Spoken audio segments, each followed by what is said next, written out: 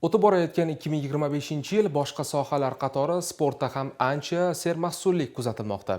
Ayniqsa, viloyat bokschilarining qo'lga kiritayotgan natijalari bunga yaqqol misol. Viloyat hokimligida bo'lib o'tgan tadbirda vatanimiz sha'nini xalqaro maydonlarda munosib himoya qilayotgan buxorolik charm qo'lqop ustalari va ularning murabbiylarini ulkan g'alabalari munosib e'tirof etildi. Dastlabki lavha shu haqda.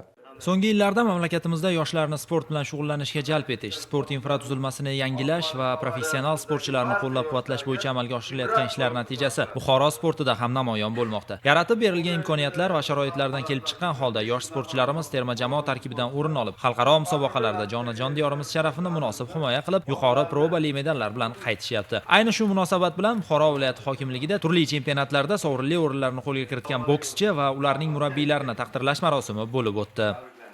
Osiyo chempionatlarida, jahon chempionatlarida va so'nggi mana Liverpool shahrida bo'lib o'tgan kattalar o'rtasidagi boks bo'yicha jahon chempionatida g'olib bo'lgan Abdumalik Halakov va sovrindorimiz Sabina Babakulovalarini taqdirlab, kelgusi musobaqalarga omad tilandi va Los-Anjelesda bo'lib o'tadigan Olimpiya o'yinlariga tayyorgarlik ko'rish va shu musobaqalarga ham yo'llanmani qo'lga kiritib, qaytish bo'yicha tilaklar bildirildi. Jahon chempionati bo'lib o'tdi va bundan bronza medal bilan qaytib keldik va viloyatimiz tarafidan bizga pul mukofotlari taqdirlash qildilar va keyingi yil bo'lib o'tadigan Osiyo chempionatida ham oltin medalni qo'lga kiritib, o'sha Buxoromizda, O'zbekistonimiz bayrog'ini ko'kka ko'taramiz deb va'da beramiz.